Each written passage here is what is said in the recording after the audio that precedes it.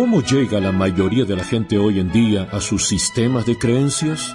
¿Qué puede decir de sus amigos y mis amigos, o sus hijos y mis hijos? Creo que hoy en día llegan a sus sistemas de creencias por una invasión de la imaginación a través de las artes, lo cual es un segundo nivel en la filosofía. Bienvenido, bienvenida a Pensemos con el Dr. Ravi Zacharias, autor y apologista cristiano. Esta semana y la próxima escucharemos una fascinante serie que originalmente el Dr. Zacharias la expuso en la Universidad de Harvard. Escuchemos al Dr. Zacharias mientras desmantela la filosofía del ateísmo en su mensaje: ¿está muerto el ateísmo? ¿Está vivo Dios? Recuerdo que hace muchos años, cuando era adolescente y trataba de leer un poco en mi sala en Nueva Delhi, en la India, quedé completamente sorprendido al escuchar las palabras de una canción. La canción tenía una especie de canto oriental en el fondo, y las palabras se escuchaban claramente. Las palabras estaban bajo el estribillo del coro: ¿quién responderá? Y Ed Ames era el narrador, y esto es lo que decían sus palabras. Desde los cañones de la mente, deambulamos y tropezamos ciegos. Caminamos a través del tan a menudo enmarañado laberinto de noches sin estrellas y días sin sol, esperando alguna especie de pista, un camino que nos lleve a la verdad, pero ¿quién responderá? Lado a lado, dos personas de pie, juntas haciendo sus votos mano en mano. Ese amor está incrustado en sus corazones, pero pronto comienza un sentimiento de vacío que abruma sus vidas huecas superficiales, y se preguntan los cómo y los por qué. ¿Quién responderá?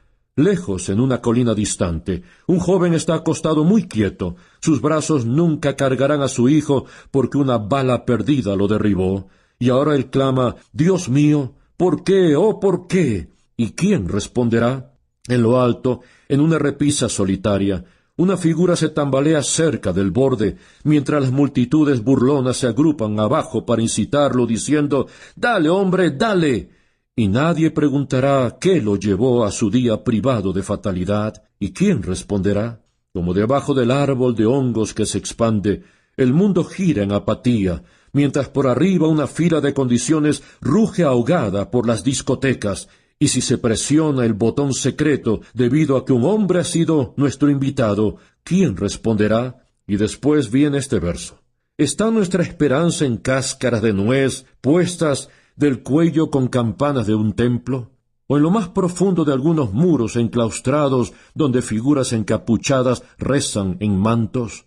¿O en lo alto de alguna estantería polvorienta? ¿O en las estrellas? ¿O en nosotros mismos? ¿Quién responderá? Y el coro continúa: si el alma está oscurecida por un temor que no podemos nombrar, si la mente está desconcertada cuando las reglas no se ajustan al juego, ¿quién responderá? ¿Quién responderá? ¿Quién responderá? Tengo que admitir que cuando era adolescente y escuché por primera vez las palabras de Ed Ames por la radio, mi reacción inmediata fue algo como esto, si yo pudiera ponerlo en palabras.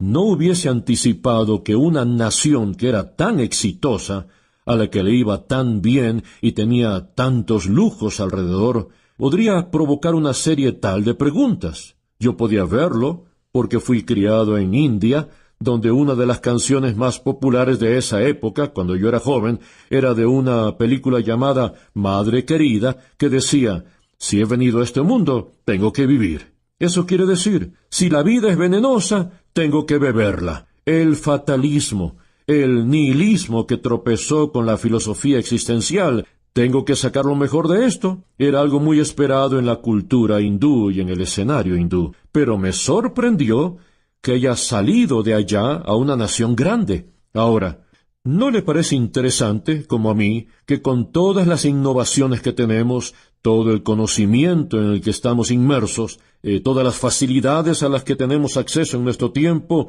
las canciones en efecto no han cambiado? Las preguntas siguen igual. Y Camus dijo hace algunas décadas: la pregunta fundamental sobre la vida es el significado. Todo lo demás es secundario, y hasta que se trate con esa pregunta del significado, realmente no me importa cuál sea la respuesta a todas las demás preguntas. Se dijo que Mohammed Ali volaba una vez en un avión. Su nombre es sinónimo de muchas cosas, la humildad no es una de ellas.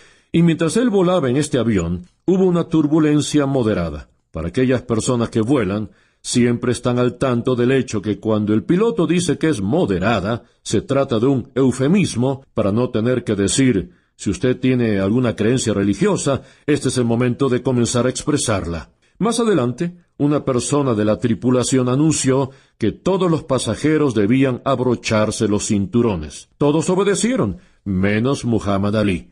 La azafata caminó hacia él mientras el avión estaba dando tumbos y dijo, «Disculpe, señor, ¿podría por favor abrocharse su cinturón?» Él respondió rápidamente, «Superman no necesita cinturón de seguridad». Ella no esperó un segundo y le dijo, «Superman tampoco necesita un avión». De muchas maneras, suponemos que somos superpersonas. De alguna manera hemos conquistado algunas montañas conocidas de nuestro tiempo y suponemos que no necesitamos la seguridad de ese cinturón de seguridad de esta pregunta fundamental. Y creo que fue Will Durant quien dijo, esta es la pregunta más importante de nuestro tiempo, ¿la existencia de Dios o la ausencia de su existencia? Como una persona que ha dado conferencias y ha enseñado filosofía en varias partes del globo, creo que toda la filosofía, en principio, nace o se edifica sobre estas dos preguntas fundamentales. Número 1, ¿existe Dios? Y número 2, si Él existe, ¿cuál es su naturaleza? ¿Cuál es su carácter? Ahora, obviamente, amigo, amiga, hay muchos niveles en los que se puede responder esto y usted está aquí con sus propias presuposiciones y sus propios puntos de vista. Uno de los aspectos más preocupantes para mí, como alguien que trata de luchar con estos problemas, nace de una inquietud de por qué no es posible estar en desacuerdo sin ser desagradables. ¿Por qué no es posible discutir estos asuntos sin generar más calor que la luz? ¿No es importante lidiar con estos temas fundamentales de una manera razonable? Hay muchas mentes brillantes que surgen de diferentes perspectivas. Cuando estaba estudiando en la Universidad de Cambridge, mi profesor de filosofía era Don Cupid, que es un sacerdote ordenado, pero también es ateo. Él escribió un libro llamado El mar de la fe, entre muchos otros libros. Y alguien acertadamente lo llamó la fe en el mar, porque si a usted no le gusta lo que Don Cupid cree, regrese el próximo semestre. Él podría haberlo cambiado en el proceso de su propio crecimiento místico. Usted puede ver a dos colegas que dan clases en Cambridge, Stephen Hawking, en su jurado agnosticismo, y la perspectiva contraria de John Polkinghorne, el físico cuántico. Polkinghorne es un cristiano profundamente comprometido, y Hawking, como lo mencioné, es agnóstico. Hay mentes brillantes en ambos lados del debate, y por lo tanto, al menos debemos contender con una cosa, y es que este problema no es sencillamente intelectual, puesto que los intelectuales han tratado de abordarlo desde distintas perspectivas. Ahora, tengo una rejilla en mi propia mente cuando enseño filosofía o incluso cuando hablo con mis hijos, y es esto. Usted no debe respaldar esto de todo corazón, pero en un nivel popular. Creo que debo identificarse con esto. La filosofía, o básicamente mi sistema de creencias, viene a mí en tres maneras posibles. El nivel 1 es lo que llamo teoría. Y si usted está lidiando con la filosofía teórica, está tratando con los filósofos clásicos como Sócrates, Platón y Aristóteles, o está abordando a algunos de los grandes pensadores del Renacimiento, como Hume, Kant, etc. Usted está lidiando con argumentos a un alto nivel teórico, a pesar de que son muy vitales e importantes en la búsqueda académica. Pero enfrentémoslo. La mayoría de los seres humanos nunca podrá descifrar un libro de Sócrates, Platón o Aristóteles, y no tendrán un interés particular en el punto de vista de Kant sobre la ética. ¿Cómo es que llega la mayoría de la gente hoy en día a sus sistemas de creencias? ¿Qué puede decir de sus amigos y mis amigos, o sus hijos y mis hijos? Creo que hoy en día llegan a sus sistemas de creencias por una invasión de la imaginación a través de las artes, lo cual es un segundo nivel en la filosofía. Una de las razones por las que el existencialismo logró afianzarse tan fuertemente en muchas partes del mundo, particularmente en Europa, y capturó la imaginación de los estudiantes universitarios de las décadas de 1960 y 70, ya sea hablando de Sartre o Camus, era debido a que ellos llegaron al proceso de pensamiento a través de la avenida de las artes, el teatro. Y usted puede entrar a verlo en una obra de Broadway, o puede convertirlo en una película, o escuchar música, y usted encontrará que están respaldando, casándose o cuestionando cierta filosofía de vida. Y la mente popular hoy en día llega a la filosofía no desde una superestructura teórica, sino que llega a ella a través de una infraestructura de las artes. Y el nivel 3 es que la filosofía es puro dogmatismo. Usted se sienta en la mesa de la cocina, su hijo adolescente llega a casa de la escuela y dice, ¿sabes, papá? Hoy estuvimos discutiendo tal y cual punto de vista ético en clase. Algunas personas dijeron que estaba bien y otras dijeron que estaba mal. ¿Qué piensas tú? Y si la persona resulta ser un cristiano profeso, dice, bueno, hijo, nosotros creemos lo que la Biblia dice sobre tal y cual cosa. En este libro, en este capítulo, esto es lo que dice sobre tal o cual comportamiento. Y el hijo mira con gran asombro a su papá. Él está muriéndose por decirlo, pero puede que no lo haga. Algo como, papá, la Biblia funciona muy bien en nuestra mesa de la cocina porque la estructura aquí es convincente para tal pontificado o prescripción. Pero papá, ¿cuál crees que es tu argumento más fuerte si yo tuviera que ir mañana a la escuela y citaría lo que me acabas de leer?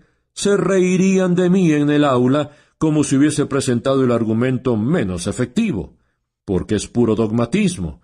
Y si usted desea saber qué es la prescripción, escuche a los presentadores de los programas de talk show, que harán un dogma sobre las heladerías, la sexualidad y el origen del universo, con el mismo sentido de distanciamiento de sus emociones de cualquiera de estos asuntos.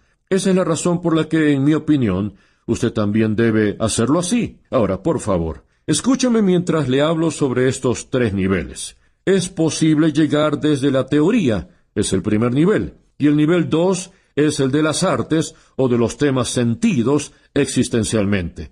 Usted puede abordar de estas 2 maneras los temas del ateísmo y teísmo de manera significativa. El dogmatismo, en última instancia, va más allá del debate porque se trata de una interacción puramente subjetiva de una idea contra la otra. Ahora, lo que trataré de hacer en el programa de hoy es llegar a esto a través del segundo nivel, de la necesidad sentida. Voy a abordarlo más desde el trauma existencial, porque creo firmemente que en asuntos como este es muy fácil perderse en palabras e ideas y escalar más y más alto por la escalera de la abstracción hasta que al final de lo que se ha dicho usted no está realmente seguro. Es como leer algunos de esos grandes debates y decir que al final todo sonó bien, pero no era para mí. Permítame, por tanto, afianzarme en esto y lidiar con ello desde el nivel de la lucha existencial y las preguntas que usted y yo nos hacemos en el aspecto existencial, ya sea o no la pregunta de si Dios es un punto válido, y si es válido, ¿cómo se relaciona con mi necesidad? Ahora, permítame darle 2 definiciones aquí de lo que se trata el ateísmo. Una de ellas es de Ethan Moore, y es una muy directa. El ateísmo es la negación deliberada, definitiva y dogmática de la existencia de Dios. No se satisface con la verdad apropiada o relativa, sino que alega ver claramente todas las movidas del juego al ser la negación absoluta de lo absoluto. La segunda definición proviene de la Enciclopedia de Filosofía de Paul Edwards. Un ateo es una persona que mantiene que no existe Dios, que la oración «Dios existe» expresa una proposición falsa. Es una persona que rechaza su creencia en Dios, así que existe una categórica afirmación de la no existencia de un ser infinito divino y que absolutamente se origina en sí mismo. Esas 2 definiciones al menos nos llevan al punto de partida, y ahí es de donde proviene el ateísmo, que la proposición de que Dios existe no tiene significado. Ahí es donde Kai Nelson construiría todo su ataque, si usted ha leído su debate con J.P. Moreland. Pero permítame tomar estas definiciones ahora para tratar de afianzarlas en el problema existencia. Resulta que yo creo que cuando los últimos capítulos del siglo anterior fueron escritos, si sobrevivimos los próximos periodos de tiempo, creo que nos daremos cuenta que el filósofo que tuvo el mayor impacto en el siglo XX fue el hombre que vivió entre 1844 y 1900. El hombre del que estoy hablando es Federico Nietzsche. Creo que mientras más uno estudia e indaga en los conceptos que motivaron el movimiento de la muerte de Dios en la mitad del siglo XX, que motivó a Adolfo Hitler, a Mussolini, Stalin, entre otros, usted encontrará que los escritos de Nietzsche, en algún lugar, causaron un impacto en estas personas en nuestro tiempo. Usted ha escuchado esta parábola, pero permítame transmitirle su intensidad mientras se la leo. Es la parábola del hombre loco de la naturaleza. ¿Ha escuchado del hombre loco que encendió una linterna en las claras horas de la mañana? Corrió al mercado y clamó incesantemente: «¡Estoy buscando a Dios! ¡Estoy buscando a Dios!». Muchos de aquellos que no creen en Dios estaban reunidos ahí, y el hombre provocó una gran carcajada. Uno le dijo: «¿Acaso lo has perdido?». «Se perdió del camino como si fuera un niño», dijo otro. «¿O se está escondiendo? ¿Tiene miedo de nosotros? ¿Se ha ido de viaje? ¿Emigró?». De esta manera, ellos gritaban y se reían, burlándose de él. Pero el hombre loco saltó en medio de ellos y los perforó con su mirada. «¿Dónde está Dios?», clamó. «Les diré, lo hemos matado, ustedes y yo. Todos somos sus asesinos. Pero ¿cómo hemos hecho esto? ¿Cómo pudimos beber del mar? ¿Quién nos dio una esponja para borrar todo el horizonte? ¿Qué hicimos cuando desencadenamos esta tierra de su sol? ¿Se está moviendo ahora?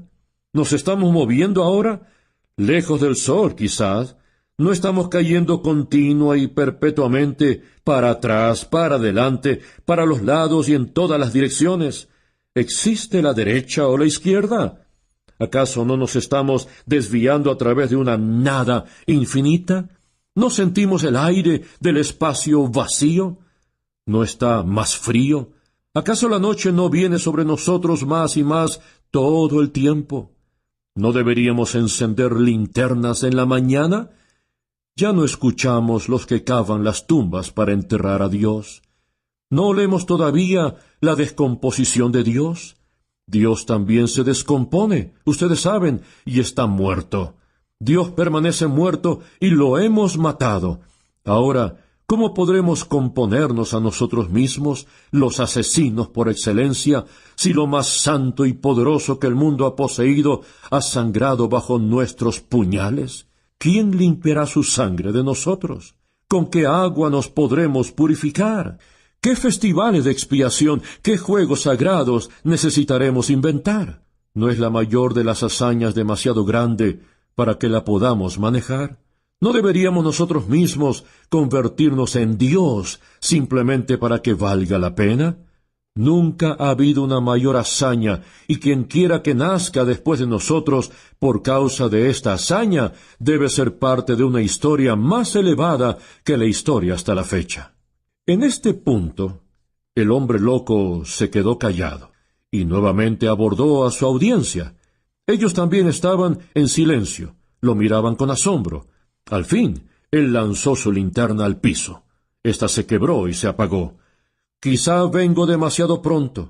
Mi tiempo no ha llegado todavía.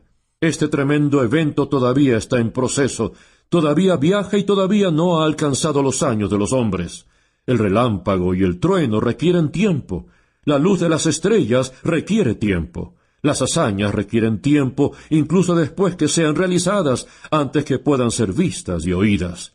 La hazaña todavía está más distante de ellos que las lejanas estrellas, y sin embargo, ellos mismos la hicieron». Se relató que más adelante, el mismo día, el hombre loco entró en diversas iglesias y cantó un requiem. Cuando lo mandaron a callar, respondió lo mismo cada vez.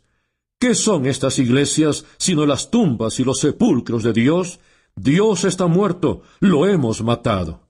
La misma energía con la que expone este asunto es tan poderosa, y debemos darle a Nietzsche el crédito de muchas cosas. Una de ellas es la honestidad de las consecuencias de lo que acaba de aspirar, de exponer. Muchos filósofos están dispuestos a llegar tan lejos, lo sabemos, lo hemos escuchado. Muchos de nosotros hemos leído todo sobre ello, pero en mis viajes ocurrió hace algunos años que por primera vez vi los restos de ello, y mientras viva no creo que podré ser el mismo después de la experiencia de haber dado unas conferencias en Varsovia y luego viajar por tierra hasta Auschwitz para ser testigo de lo que ocurrió ahí hace varias décadas. Cuando usted camina por una de esas puertas, hay un letrero del mismo Hitler que dice: «Deseo levantar una generación que carezca de conciencia, una generación imperiosa, implacable y cruel». Hitler fue influido por Nietzsche, y no solo por eso. Él personalmente le ofreció copias de los escritos de Nietzsche a Mussolini, y mientras caminaba de una habitación a otra, todo parecía tan distante a mi experiencia, hasta que una muchacha adolescente tuvo que ser sacada de la habitación. Ella comenzó a sollozar y a quebrantarse, y tuvo que ser sacada de la habitación. Ella había expresado las emociones que nosotros los adultos estábamos tratando de mantener embotelladas, hasta que dos personas salieron de la habitación. Un hombre estaba de pie a mi lado. Era un completo extraño para mí, y yo era un extraño para él. Cuando miraba esta habitación, lo único que podía ver era jóvenes, muchachos que habían sido castrados ahí, y había toda clase de electrodos en los cerebros, como Mengele había tratado de hacer con sus estudios genéticos en gemelos.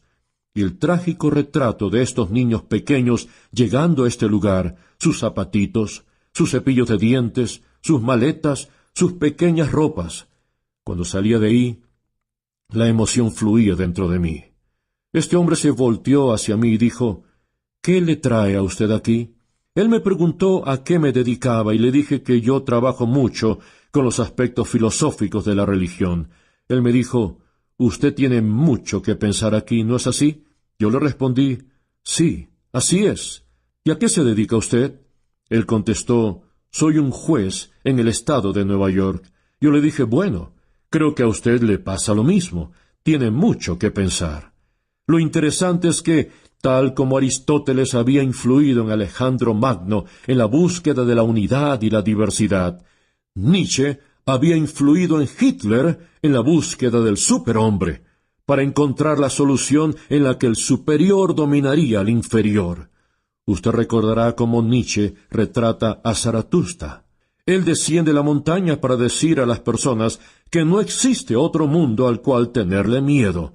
No hay cielo para ganar, no hay infierno para rehuir, no hay tal cosa como el bien y el mal moral. Y mientras él caminaba por la aldea donde realizaba su enseñanza, comenzaron a ocurrir algunas cosas para ilustrar lo que él estaba diciendo. Y aquí había un acróbata que caminaba en la cuerda floja tratando de llegar de un edificio al otro, y cuando estaba a medio camino, este personaje, vestido como bufón, llega a la mitad y empuja a su caminante, y el hombre, que ahora yacía desangrándose en la vereda, es arrullado por Zaratustra, quien le dice que no debe tener miedo, que será enterrado, que no tiene que ganar el cielo, que no debe rehuir del infierno, y que el nuevo superhombre había tomado el poder, el superhombre que sería autónomo y define su propio concepto del bien y del mal. Esa es la razón por la que 100 años después el grupo de rock King Crimson dice: «El conocimiento es un amigo mortal cuando nadie pone las reglas». Pensemos con el Dr. Ravi Zacharias es un ministerio radial sustentado por nuestros oyentes, que tiene el propósito de ayudar al creyente a pensar y al pensador a creer. Y es una producción del Ministerio Internacional Ravi Zacharias en Atlanta, Georgia.